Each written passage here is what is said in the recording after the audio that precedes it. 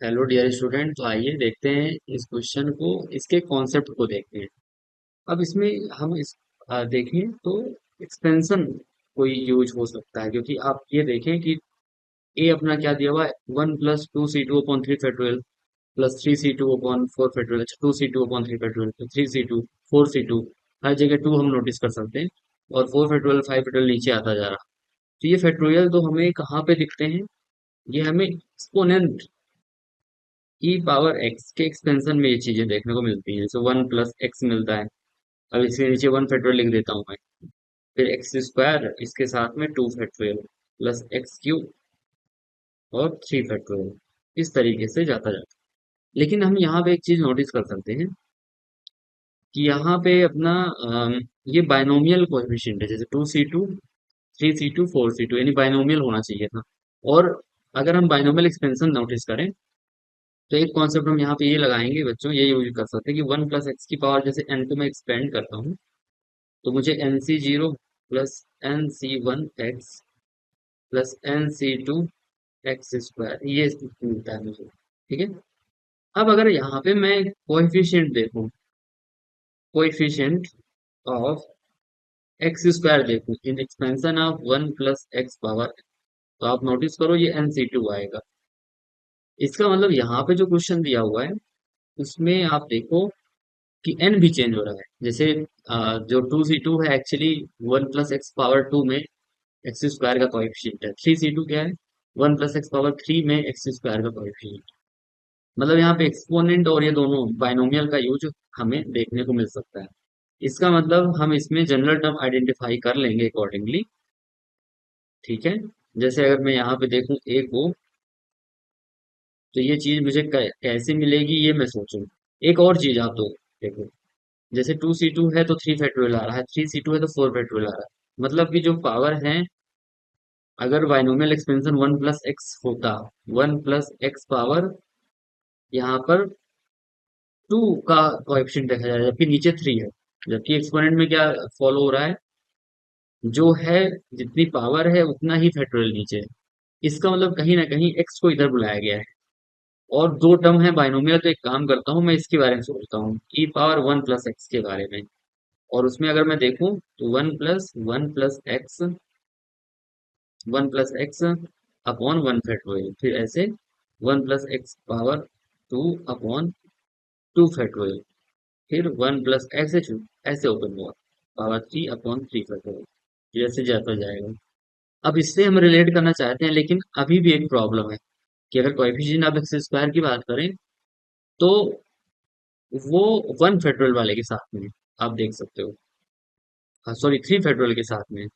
इसका मतलब पावर कम है, नीचे ज्यादा है, तो पावर कम करने के लिए हम 1 + x से सब जगह डिवाइड कर देते हैं। तो इससे क्या फायदा मिलेगा, हमारा क्वेश्चन के साथ मैच हो सकता है। जैसे 1 + x 1 + x। अब मैं अगर ध्यान से देखूं यहाँ पर, तो 1/1 + x, तो 1/1 + x। और अब आप ध्यान से देखो तो 1 + x/1 + x, मतलब यहाँ पे 1 आ जाएगा। 1 + 1 + x का होल स्क्वायर था, तो 1 + x की पावर लीनियर बचेगी, अपॉन 2 फैक्टोरियल होगा। फिर 1 + x पावर, यहाँ पे 2 बचेगी, यहाँ पे 3 फैक्टोरियल होगा। फिर 1 + x पावर 4 होगी, सॉरी 3 होगी, 1 + x पावर 3 होगी। और नीचे 4 फैक्टोरियल चलेगा। अब ये थोड़ा सा मैच हो रहा है क्वेश्चन के साथ, क्योंकि अगर मैं इसमें कोएफिशिएंट ऑफ एक्स स्क्वायर दे दूंगा तो 2c2 के साथ में 3 फैक्टोरियल नीचे दिखेगा मुझे, और 3c2 के साथ में 4 फैक्टोरियल मुझे नीचे दिखेगा। तो इस तरह से हम ये आइडेंटिफाई कर सकते हैं कि जो अपना ए है, ए क्या है, coefficient of x square in right hand side. यहां से आप ये आइडेंटिफाई कर सकते हो, क्योंकि अगर आप कोएफिशिएंट आप देखो ध्यान से, तो coefficient of x square right hand side में कितना होगा, ये हो जाएगा। अब पहला वाला जो 1/1 + x है उसका भी एक्सपेंशन आपको देखना पड़ेगा, तो एक कॉन्सेप्ट ये भी यूज होगा। पहले वो भी लिख देता हूं मैं, जिससे आपको प्रॉब्लम ना आए। तो एक तो ये कॉन्सेप्ट यूज होगा एक्सपोनेंट वाला, और एक तो हमारा बाइनोमियल वाला। और अब एक और चीज, ये वाला। 1/1 + x को हम लोग लिख सकते हैं 1 + x⁻−1। तो any power of binomial expansion वाला कॉन्सेप्ट ये कैसे ओपन होता है आपको याद दिला दूं। 1 + x⁻n हो तो क्या हो जाता है 1 + n x + n−1 x² upon 2 factorial. फिर हम इस तरीके से ओपन कर लेते हैं, राइट। जहाँ पे x की वैल्यू 1 से x का मॉड 1 से कम होना चाहिए, अगर एनी पावर अपना हम कंडीशन लगाएंगे। इसका मतलब यहाँ पे अपना क्या हो जाएगा 1 - x + x² अपॉन, देखो 2 कैंसिल हो जाएगा बिकॉज क्या आएगा, एक बार मैं ओपन करके आपको डिटेल में लिख भी देता हूँ कि आएगा 1 - x 1 + n x से फिर प्लस -1 - 1 - 1 - 2 ये बोल रहा था, 2 से 2 कैंसिल हो जाएगा फिर x²। तो कुल मिला के बात ये है कि ये ऐसा जाएगा 1 - x + x² फिर -x³ फिर ऑल्टरनेट चलता जाएगा। जीपी से भी रिलेट कर सकते हो कि एक ऐसी जीपी है जिसमें इनफाइनाइट टर्म्स हैं, और एस इनफिनिटी का फॉर्मूला हमें जीपी का पता है, ये क्या होता है a/1 - r। तो यहाँ से आप देखो a के वैल्यू 1 है और r का वैल्यू -x है, 1 माइनस माइनस माइनस x, तो ये आ जाएगा 1/1 + x। तो 1/1 + x समझ गए ना। तो एक तो ये कॉन्सेप्ट हम यहाँ पे देख सकते हैं। तो मैंने कॉन्सेप्ट तो सारे बता दिए, ये तो बात हो गई एक ही। अब आप आइडेंटिफाई कर सकते हो कि अगर हम ध्यान से देखें तो जो अपना क्वेश्चन है ये वाले में से ई वाला जो हमने लिखा, तो e⁻1 + x अपॉन में हमने क्या लिखा है 1 + x, और ये जा रहा है 1। अब मैं इसका एक्सपेंशन लिख रहा हूँ 1 - x जो हमने देखा 1/1 + x की वैल्यू, इस पार्ट की वैल्यू, इस पार्ट की वैल्यू कितनी है यहाँ पे हाईलाइट कर देता हूँ, ये राइट, सही है ना। तो 1 - x + 1 - x + x² -x³ ऐसे जाता जाएगा। हम ज्यादा नहीं लिखेंगे बिकॉज हमें कोएफिशिएंट ऑफ एक्स स्क्वायर चाहिए, राइट। ये तो फर्स्ट टर्म, फिर सेकेंड टर्म में 1 आ गया था, फिर नेक्स्ट टर्म में हमने देखा कि 1 + x⁻1/2 फैक्टोरियल, और फिर 1 + x⁻2/3 फैक्टोरियल, 1 + x⁻3/4 फैक्टोरियल, और 1 + x⁻4/5 फैक्टोरियल, ऐसे चलता जाएगा। अब यहाँ पे आइडेंटिफिकेशन इजीली हो रहा है कि जो मेरा ए है, अगर मैं क्वेश्चन आपको फिर से दिखाऊं, तो जो मेरा ए है, देखो ध्यान से, पहले आप ए को ध्यान से देखो जो क्वेश्चन में दिया हुआ है। देखो अब ये ए कैसे मिलेगा वहां दिखा दूंगा, कोएफिशिएंट ऑफ एक्स स्क्वायर जो हम अपने एलएचएस पे लेंगे तो यही सेम टू सेम आएगा, करके दिखाता हूँ। देखो ए आप देख लिए ना, अब आप देखो भाई, ये देखो ये रहा।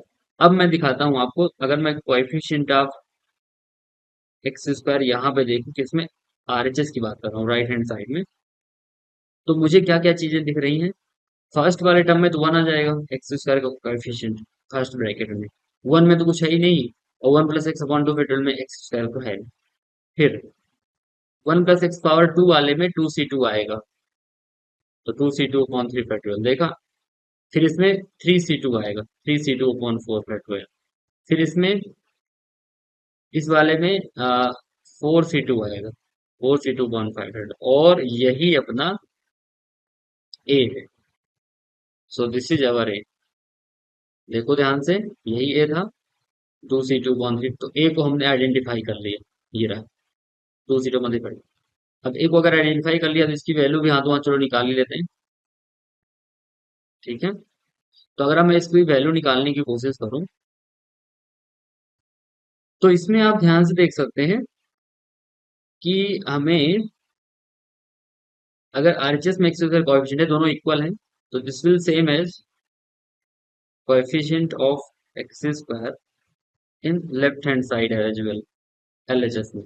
तो आप इसका ये मतलब हो गया कि coefficient of x square in LHS, तो एलएचएस में क्या है e⁻1 + x/1 + x। अब इसको हम आगे लिख सकते हैं कोएफिशिएंट ऑफ एक्स स्क्वायर इन, अब जो e⁻1 + x है उसको मैं इंटू ई पावर एक्स लिख देता हूँ और one upon one plus x को one plus x power minus one लिख देता हूँ। तो यहाँ पे मैंने क्या किया, e power one plus x को e power one into e power x लिख दिया और one upon one plus x को one plus x power minus one लिख दिया। ऐसा करने से फायदा क्या हुआ, अब हम इनके एक्सटेंशन लिख देते हैं। तो हमें रिक्वायरमेंट है कोएफिशिएंट ऑफ एक्स स्क्वायर इन, अब इन ई इंटू, अब एक चीज देखो आप, जो ई पावर एक्स है वो क्या खुलता है, one plus x upon one plus x square upon two factorial, ऐसे वन फैक्टोरियल, वैसे वन फैक्टोरियल वन ही होता है, तो इसलिए मैं चाहो तो ना लिखूं उसको, तो मैं केवल एक्स ही लिख देता हूँ। फिर ऐसे जाता जाएगा, लेकिन हमें तो बस एक्स स्क्वायर से मतलब है, तो हम आगे की टर्म नहीं लिख रहे। ऐसे ही वाला हमने देखा था one minus x plus x square, आगे जाएगा हमें कोई मतलब नहीं, हमें तो एक्स स्क्वायर का कोएफिशिएंट चाहिए। तो आप ध्यान से देखो, अब वन के कोरिस्पॉन्डिंग, वन के कोरिस्पॉन्डिंग वन आएगा कोएफिशिएंट, तो वहां पे लिख देता हूँ। फिर एक्स स्क्वायर के कोरिस्पॉन्डिंग एक्स माइनस एक्स यानी माइनस वन आएगा। फिर x square upon two factorial के लिए वन, यानी वन अपॉन टू फैक्टोरियल आएगा। तो ये इसकी value one minus one zero, तो ई अपॉन टू, इसका मतलब ये हो गया जो ए की वैल्यू है वो ई अपॉन, तो हमारे पास ए की वैल्यू आ चुकी है। ठीक है, अब हम बी पे विचार करते हैं। तो बी में कोई बड़ी बात नहीं, बी तो तुरंत देखते ही निकल जाएगा। क्यों बोल रहा हूँ ऐसा मैं, क्योंकि बी में देखो आप ध्यान से, ये चीजें क्या है, sum of coefficient till n, मतलब यहाँ पर n C zero plus n C one plus n C two plus dot dot dot up to n C n, तो ये वैल्यू टू पावर एन ही तो होती है ना। इसको आप यहाँ से भी समझ सकते हो कि वन प्लस एक्स की पावर एन है, अगर मैं एक्स की जगह वन डाल दूं हर जगह, यहाँ पे इस एक्सपेंशन की देखो ना आप ध्यान से, अगर मैं एक्स की जगह वन डाल दूं तो क्या मिलेगा मुझे, n C zero plus n C one, यही तो मिलेगा, और उधर पे one plus one to two power n, आ गया वो समझ में। तो इसलिए हम इसकी वैल्यू को टू पावर एन यहाँ पे सब्स्टिट्यूट कर देते हैं। तो अपने पास तो देखो, जो बी वाला सीन था वो तो हम यहीं पे निकाल लेंगे, तुरंत ही निकल जाएगा।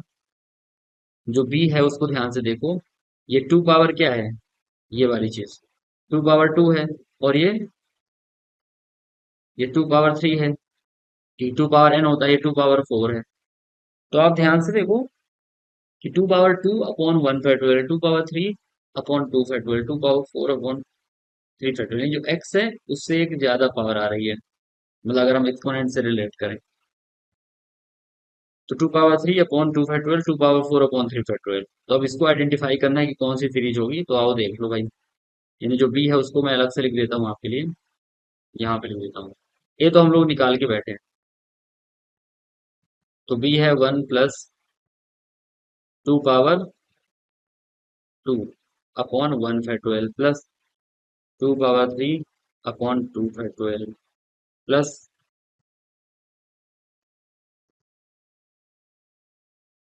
To power four upon three factorial, plus ऐसे जाता जाएगा। एक बार और मैं देख लेता हूँ आपको ध्यान से, बिल्कुल। अच्छा, ये तो पहला वाला टू पावर वन आएगा ना भाई, n C zero plus n C one, one C one, तो टू पावर वन आएगा, सॉरी यहाँ पे गड़बड़ लिख दी। तो टू पावर वन, ये वाला टू पावर टू, क्योंकि टू पावर टू तो जाए टू पावर थ्री। चाहो तो आप क्रॉस चेक कर लो, वन प्लस वन टू आ रहा है देखो, two C zero one, two C one to, two C two two C two one, तो one plus one plus two, one plus two plus one four, two power two four, बिल्कुल सही है।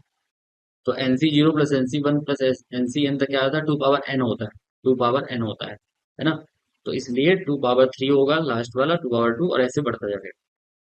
आ गया होगा समझ में, क्योंकि n C zero plus n C one plus n C two up to n C n, n C zero plus n C one plus n C two, जाता जाए एन सी एन तक।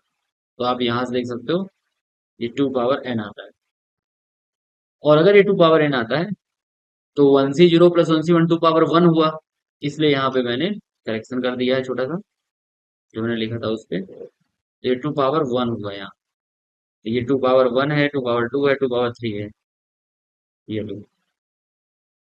अब ये तो डायरेक्ट रिलेट हो रहा है भाई। एक बात बताओ, जो ई पावर एक्स का एक्सपेंशन हमने देखा था वो यही तो होता है, 1 + x upon 1/12 x square upon 2/12। तो जो जैसा है वही है, प्लस एक्स क्यूब अपॉन 3/12। तो बिल्कुल सही जा रहा है। इसका मतलब देखो x की जगह 2 है। इस hence the value of, you can see in place of x we have 2, so the value of b is nothing but e power 2. So we have the value of b, that is e power 2. Now we are looking for what? We are looking for the value of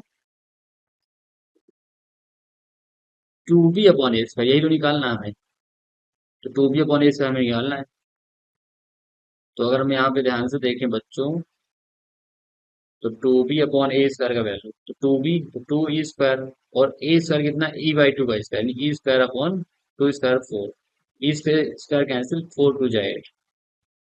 तो अपना answer हो जाएगा 8। So this is the answer. Okay, thank you dear student.